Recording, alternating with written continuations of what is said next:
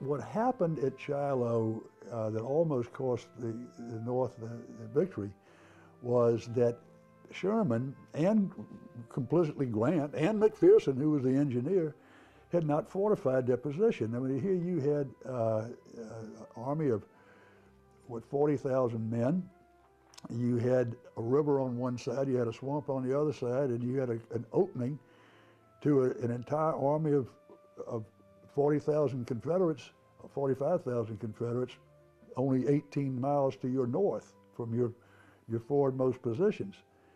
And I mean, some of the Union officers realized this, but Sherman, I think, was still suffering from his accusation that he was a scaredy cat, and that he was crazy, and that Sherman was determined he was going to prove he was brave, and he was not going to fortify. So back then, one theory was that the fortifications were not useful and not helpful to an offensive army, to an army on the attack. It created a certain fear in men that they wouldn't come out from behind the fortifications and fight.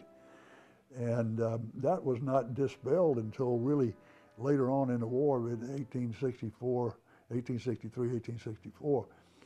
But Sherman had left that army, Sherman and Grant left it completely exposed. I mean, I can't imagine. It was like out of Macbeth. An entire rebel army of 45,000 men sneaked up on the Union Army. They got within 2 miles of them before they realized they were there. So certainly, Grant was never surprised again. They didn't send out cavalry to scout. No. Today we would use airplanes. In the Second World War, you might use airplanes and tanks. They didn't send out cavalry to scout. They didn't send out pickets. And they seem to have, and this is the amazing thing to me, well, it's all amazing to me, they didn't seem to have any conception that instead of waiting for them at Corinth, which, as you say, was only 18 miles away, the Confederates might come marching down the road to, as they say, steal a march and attack them unexpectedly. Yeah, that's true. Well, the Confederates had not demonstrated in the West at that point that they were willing to fight. You got to go back and remember they had evacuated that Fort Columbus, right south of Cairo, without a fight. They had abandoned Fort Henry almost without a fight, and they fought at Fort Donelson, but then they surrendered quickly, and they moved their whole line back. And so I think that Grant, Sherman, and the rest of those officers were thinking, you know, we're not really going to get a fight out of these guys. They're going to do it, simply retreat. And certainly they didn't expect to be attacked. That's all a very, very good description, I think, of the reasons why a lot of people in the Army of the Potomac, when Grant went east, said he's never faced Bobby Lee before. Because, you know, Robert E. Lee was a horse of a whole different color in terms of aggression and audacity and willing to sacrifice life for gain and, you know, what he hoped would be gain and so on and so forth. Okay, in any event, I can't remember, Winston, any similar case except the Battle of the Bulge, where Americans completely ignored signs that the enemy was about to attack. Because, you know, as you say, Sherman, guys would come in and say they'd seen cavalry, they'd seen pickets, they'd seen scouts. He'd say, you're scaredy cats. And at the Battle of the Bulge, they saw it, heard tanks, engines rumbling. The airplanes noticed that the roads, there was no snow on the road, which is a sign that there have been engines running over them and melting the snow.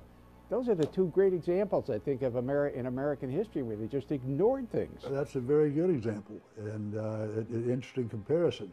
But see, at Shiloh, they were instructed by Halleck and then by Grant in turn and by the other officers, do not bring on a battle until everybody there. At Shiloh, they were waiting for General Buell, who was marching from Nashville, toward Nashville. He was coming from Kentucky with another army of 22,000, 24,000 men. And they wanted, then they could combine these armies and they would have like 70,000 men. and would be invulnerable to anything that Confederates could throw at them. And so they were instructed, don't bring on a battle. They didn't realize that Confederates had received no such instructions. And but the people like Sherman had instilled in their subordinates this notion of don't bring on a battle so thoroughly that they were frightened to bring on a battle because they would get in trouble. And so they ignored, they deluded themselves, essentially. They would send out until the very end.